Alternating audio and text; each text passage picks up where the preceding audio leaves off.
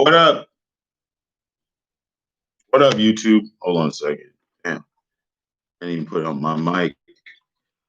But what up, YouTube, man? I'm gonna make a quick, quick little, podcast real quick, or quick little video real quick.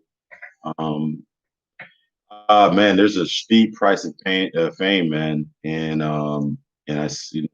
Shout out to the king, the Godfather, Kevin Samuels last night for having the show. And I thought it was very, very, I thought it was a great show because he reflected on a whole bunch of stuff, and what I thought about it was is the steep price of fame. A lot of people don't realize that when you go viral and you do that, you get really famous, you're gonna have a whole bunch of stuff. And the thing about it is I think is cloud chasing. And but the other day, was it yesterday? I was on a panel. Shout out to the panel Bernard Riley and Home Man Show. I've been on there a couple times. They have it's a traditional manosphere type show where they talk about different male issues. It's a more male dominated um, stream. So salute those guys. But I posed a question, and what's the name? I mean, I don't know. He always tries. He'll find one reason to go at me. I don't know. Maybe because I ruffle, the guests, not the guests, but the chat feathers. Because I don't really just placate or just buck dance or kiss ass or whatever to whatever they feel. I kind of go in there with my own opinion. Before, I remember I was trying to be okay with all those guys, but we have different opinions. Fuck it, whatever. It is what it is. I'm gonna share mine. If you don't really like it, I don't know what to tell you. But anyways, man, he kind of browbeated me, and on a thing, and he kept trying to do it. That's what he kind of does. He tried to browbeat me because, of course, Black is gonna say whatever Triple Black is on his mind. But that's another story. But anyway, and I was like, because Kevin Samuels understands. I mean, you can just tell by him he's a savvy businessman. So he understands business. And what I found very interesting, when he was talking last night is the fact, and I said this too, because they have this, this book called 48 Law of Power. A lot of people name it like the F boy Bible or whatever. There's a lot of power principles in there. And one of the things is you don't want to isolate yourself. That's one of the most dangerous things that you can do. You don't want to isolate yourself. Also, you want to use your enemies. You want to use your enemies. You want to use your enemies. You want to learn how to make your enemies. You don't want to make a whole bunch of enemies. And the thing about it is when you have a platform where you got to use that platform to put money on your table, you got to feed your family, or you got to feed yourself. There's certain things you got to do. It's not called selling now. It's just called being a businessman. And the very demographic that Kevin has reached is one of the most profitable demographics I think that you can get, especially in the YouTube space, especially in it, because the hyper consumer. And one of the people at the top of the hyper consumer is the upper income Black woman. Those are they always have statistics. They're one of the growing groups in the country. I mean, they're getting the most educated. They're getting higher paying jobs. They're starting businesses. They're a segment that are going to have a lot of millionaires. And I try to take away the emotional part of everything. You got to look at it from business perspective. And if you listen to his show, he's never really been on a angry oh, we hate Black women type a platform. For the most part, his show has been very constructive. He might throw some constructive criticism out there or whatever, but it's been pretty much constructive. And the thing about it is like now you're seeing a whole bunch of people come out, and you see a lot of clout chasing. You see a lot of clout chasing. You see a lot of, oh shit, I'm using his hashtag too. But anyways, I criticize people for using this hashtag. I mean, like his name or whatever. But one of the problems I think that a lot of other people that are trying to kind of ride his coattails and do all those type of things is at some point he's going to have to protect his brand. He's going to have to protect his brand. And and the thing is you see like last night make his show. Uh, he only invited women into the call room or whatever because he doesn't want his show to be like an angry black man bashing black women sounding board. And the thing about it is like now you have a lot of his vocal cheerleaders, trying to take, some type of credit for his success. And, you know, like, they said a couple of years ago, everybody was calling him, gay and fruity and all this type of stuff. Now they're, it's a we thing. Nah, no, not so much. But anyways, he's gonna have to. This is the reality of it. He's gonna have to let some of you niggas go. He's gonna have to let some of you niggas go. He's gonna have to distance himself from a lot of you niggas, and you guys are gonna be mad. So that's the price of fame. That is the price of fame. You can't take everybody with you. You can't take everybody with you. He's gonna have to protect his brand because his core audience, a lot of the, I mean, you can't sit there and keep insulting your core audience. You're going to have to become softer. You're going to have to become a little bit more, not gentle, but you still have the same content, the same philosophy and everything like that. But you're going to have to. I mean, he's been doing a respectable job, but I think there's going to be a legion of fans that want him to turn that keep that same energy. And the problem is you cannot keep that same energy. You're going to have to evolve. I understand this is a bitter pill to swallow. Simp. You're going to be doing all this stuff. Like you guys are going to be using a lot of the times. You guys are going to be using the same playbook, shaming tactics as the people that they complain about. It's gonna be funny as hell. I mean, I'm looking. I'm just looking. And the thing is the gauntlet is not even over. I mean, he's survived. I think for the most part of the YouTube streets, because there's a bunch of no names that are gonna probably say his name, and they know he's gonna get that fame. But once the big ones, the big corporate giants, they have like little platforms, little shows and stuff like that, and they have the resources to kind of really, you know, not silence him, but spank him once or twice, and get him reeling. Just like you saw Ice Cube, you saw the Quanes. They try to spank him. You saw Roland Martin try to spank him. Like you see all that. He's probably going to go through that gauntlet, and I think he'll be all right, just because his content speaks for itself. I think it's needed. But the thing is anybody that thinks that he doesn't have to pivot one way or another, uh, he's going to have to pivot. He's going to have to pivot because those ad dollars are probably tremendous right now. And the thing about it is when you are on a platform like YouTube where you don't have your own you know platform, streaming platform, they can restrict you in any way they want to. They can shadow ban you. They can copyright strike you. They can do all kinds of stuff to manipulate how you present your thing. And you know what? YouTube is almost a TV network now, and a lot of people use it as a TV network. It's one of the largest search engines in the country,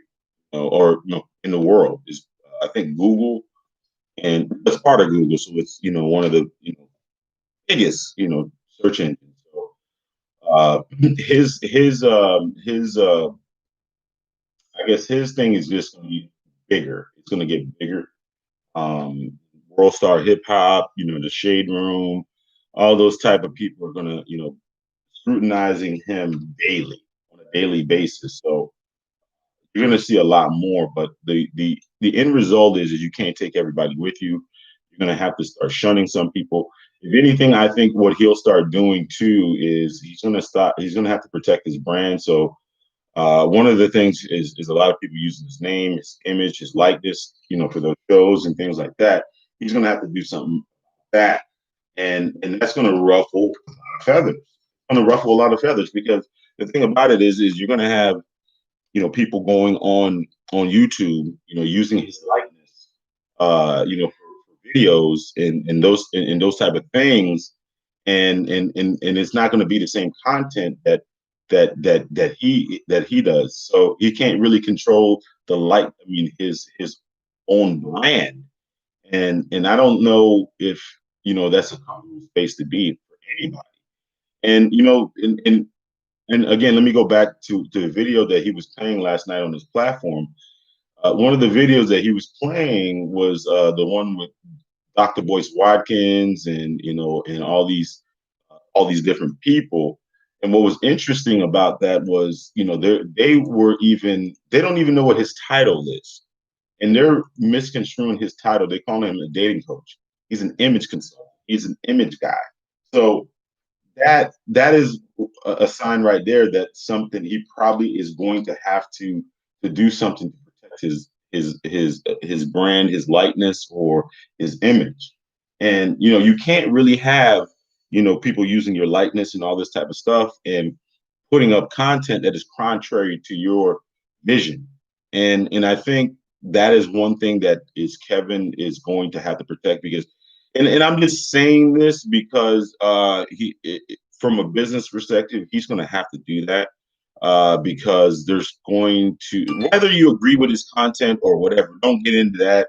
I don't want to get into that. That I mean that's a whole different story. But if you got people using your likeness and and then you have people that are clicking on images of your likeness and thinking they're going to get some type of content that come from your philosophy or your brand, and then all of a sudden you get a whole bunch of different other things. That's not good for your brand. And I know Kevin is probably a smart businessman when it comes to I mean, he's obviously a smart businessman because he has built this platform. And you if it's anything, it's just like if it's Mercedes, you're not gonna. I mean, Mercedes is not gonna let people hit on. I mean, with the likeness of Mercedes, you know, and misrepresent their image or their brand. It's not going to happen. So he's going to have to let a lot of you niggas go.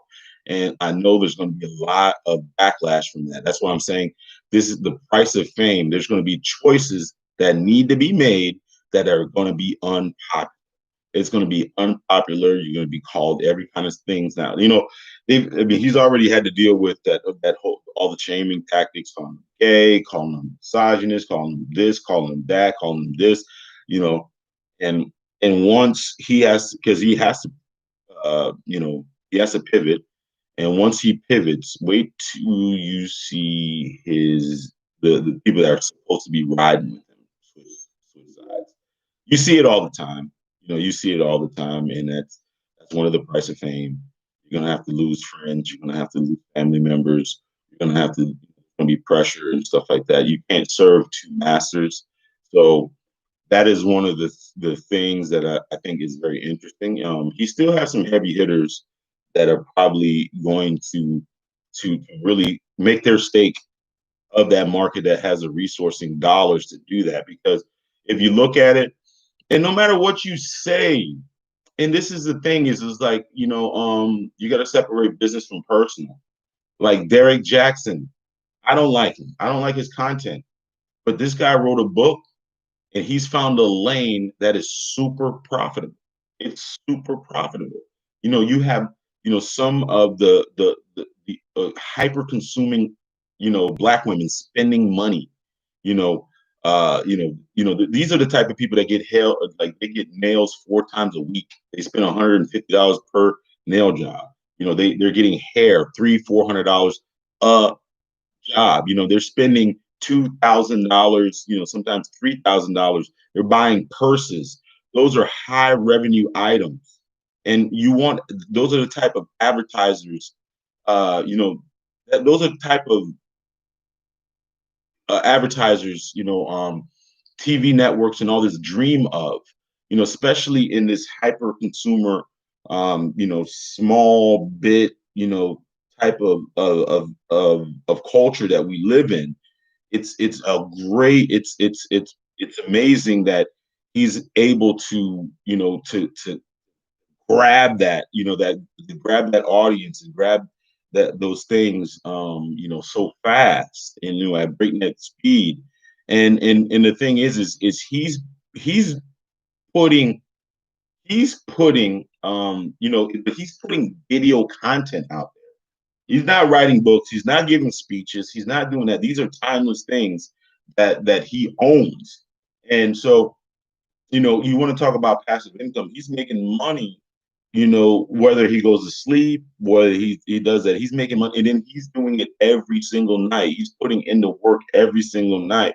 So his reach is going to be completely different, like a Derek Jackson or something like that, because Derek Jackson is not doing those type of things. He's just doing talk shows and stuff like that. He's actually interacting with his fans, and from a marketing standpoint, like that is way stronger. That's way more insightful. That's way more. I mean, it's just he's able to touch something that a lot of people have been trying to touch for a long time.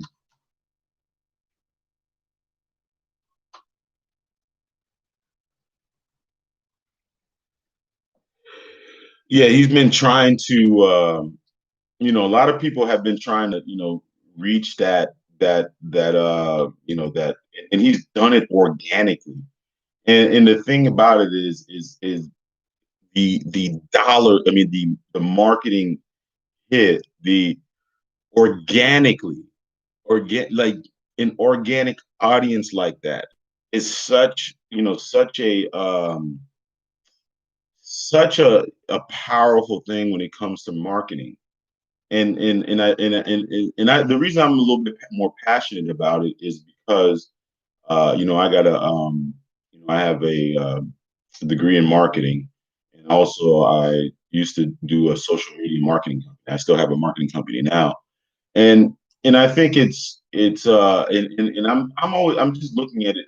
I'm not looking at it from the lens of Kevin Samuels, the Manosphere, and all this type of stuff. I'm just in amazement of of, of this new um, medium that he has tapped into, and he's almost perfected it, and how the evolution of has happened. And the thing about it is, um, it's I don't know. The only thing I'm kind of like worried about is because one of the easiest people to assault or to mischaracterize or to marginalize to whatever is a black man. And a black man can be a very serious threat when it comes to success. And our own people will come after us if we reach a certain level of success. And the thing about it is I don't. I mean, I like I didn't. I mean, I know Cameron Samuels for like a year. Like I watched him, for like a year, but I heard that before his rise, there was a lot of people, going after that man. There's a lot of people, he had a lot of detractors. He wasn't accepted. He wasn't accepted. There's a lot of people that tried to expose him, just because of his success. And it's like it's kind of sad. It's kind of sad. It's just like I wish a lot of people just appreciate the genius. The genius. I think it's a genius. And the thing about it, he's a trendsetter too. You're going to see a lot of people, especially from the manosphere space. And the thing about it is, this is the other thing. It's if you're going to put out content and use his likeness, please kind of put some effort into it. That's a really worry. If I was Kevin Samuels, I wouldn't really have, because if you have a lot of these baby Kevin Samuels, you want to make sure that it kind of almost looks like the original.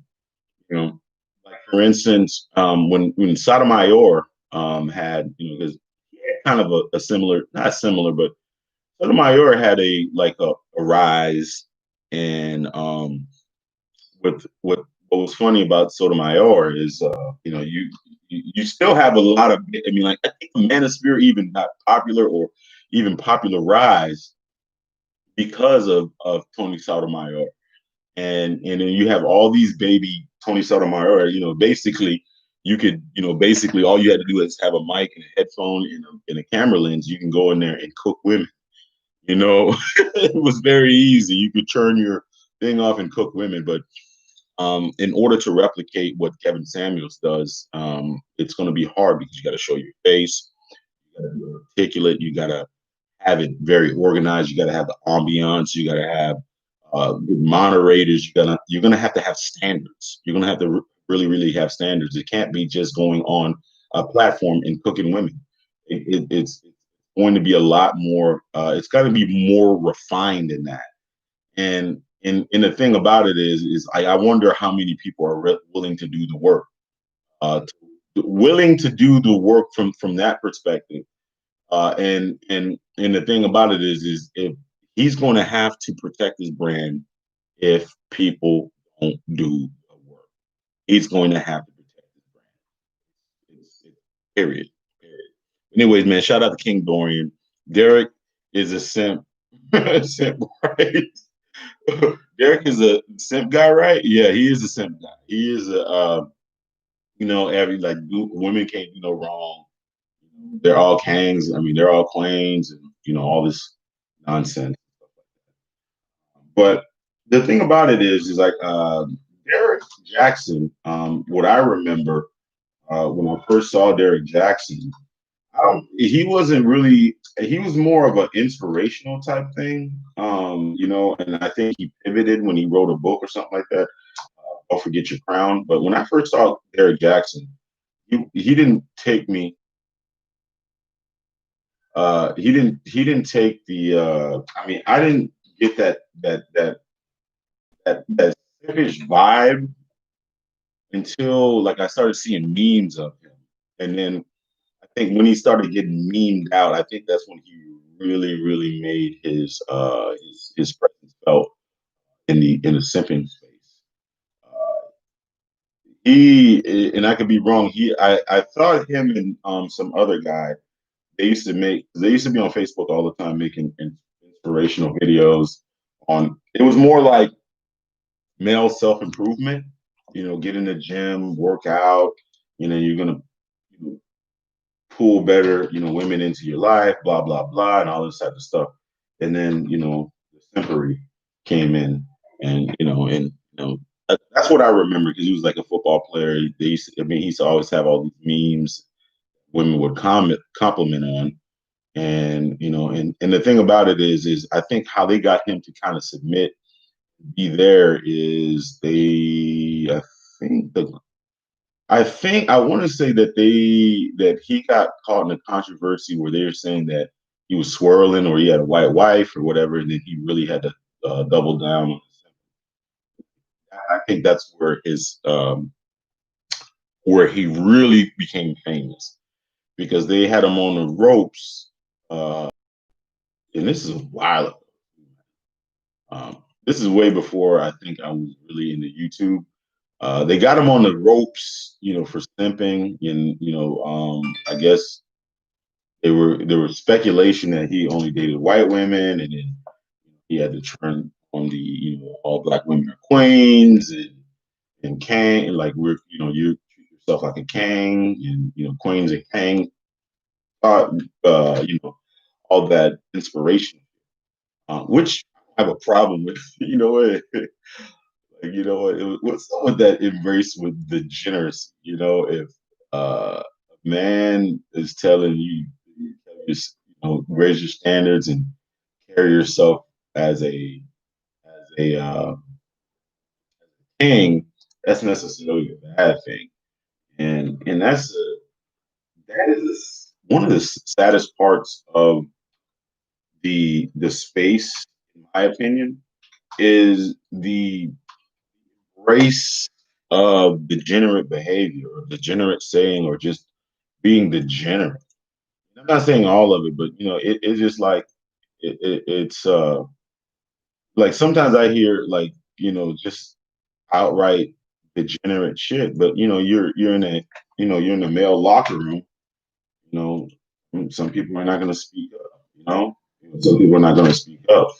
And the thing about it is you are around, you know, called, you know, guys with means and you know all this type of stuff. You don't really hear degenerate. You don't really hear a lot of angry, you know, stuff. You might hear every once in a while, you bitches shit or whatever, fuck these hoes and all this type of stuff. You might hear that stuff. But for the most part, you don't really hear people going out of their way to kind of just land base women in general. It just doesn't happen. You know, it just doesn't happen. If anything, you're gonna get called out. You're gonna get called out by the biggest misogynist. that's, that's the funny part. You're gonna get called out by the biggest misogynist if you do try to pull that angry, you know, black rhetoric uh, with the women and all this type of stuff, man. Um, it's it's crazy how you know, one little viral video can have such a lasting effect on just media is just so different now. It's just so different. Media is just so different. It's so man, it's different. It's just like different. Now you have, you know, maybe the thing about it is I was like, man, I am kind of stuck in this echo chamber of this media space. And there's a lot of other stuff that is in the world that's happening that I'm not even really paying attention to. You know, it just seemed like, you know, you get inundated with, you know, things like from the shade room, you know, just the ratchetness, you know. And I think that's one of the things I got to make a better effort to do is not just be wrapped up in this whole manosphere because it gets exhausting because it almost feels like you're chasing your tail. It's like you're clicking something or listening to something and and wishing that is or thinking that it's gonna be different rhetoric, which is the same shit. Same bitches ain't shit and they're hypergamous, they're this, they're that, they're this, they're that, they're this. I'm like, man, what the fuck? I don't even give a fuck about it no more. Like, that's how I don't give a fuck. It's like that red pill shit, man. That shit is just so. It's like, oh my god, fuck. I mean, damn, I give up. You know, hey, just these bitches are awful. You know, and then like, hey, go to Colombia and all this stuff. I mean, it's like this never ending thing. That I don't know, man. I just kind of a little bit. To tell you the truth, yeah. You get the same thing, just kind of live your life. You know, I want to get more. I mean, you know what? I really wish that I can get with more content creators and talk about um, how the internet has changed, how you can better deliver your content, better deliver your content, talk about analytics and those type of things and put that in the forefront. I think if you have like, I like to have more of those conversations because I think those to me those conversations a lot of times are way more interesting. how I would like to hear the story on how really like Samuels or whatever like that, how he started in the space, pitfalls, what were some things that he had to overcome in order to make it in this space. You feel me? I mean, I just would love to to chop it up with him. At that time is probably already passed because he's way fucking famous now. So probably got a lot of people in his inbox trying to talk to him, get him on the show, and do all this type of stuff. So I was I wish like a lot of these people would love to have it. I'm gonna have Dave Anderson on I mean, I'm gonna try to get him. He's a marketing guy. I I'm gonna try to have him on the show. Um, the reason is I think he can give us proper perspective of what all those, marketing, like, so we can understand. Like, for instance, one of the things I would want to understand is like, you had the Jeezy and Gucci Man battle, and they had 1.6 million people listening at one time. And I saw a statistic that said that they had over just engagements, I think like 270 million engagements, like, 2 days afterward. I don't know. It might have been no, actually, I think with across all platforms, it was like, I don't know, it was some ridiculous number. I wonder how much ad revenue that type of event or that type of reach actually generates for a company. I think Versus is Apple now. I don't know who it is, but anyway, I'm always curious to wonder how much ad revenue that would generate. I mean, I just can't imagine. I mean, to me, I think like something like Versus would probably get $100 million, like $100 million in probably revenue from that, and the long term effect. Because you got to understand, everything sticks. Whenever somebody does a search, keywords and all that, somebody's getting paid for that. Somebody's getting paid for the keywords. Everybody, all the impressions, somebody's getting paid for that stuff. Marketing doesn't happen in a vacuum, so um, somebody's getting paid for that. But anyways, man, I'm up out of here, man. I got work to do. I just want to get on here real quick, talk about Kevin Samuels, the clout chasing of Kevin Samuels, and all the different implications and stuff like that. So I'll let you go.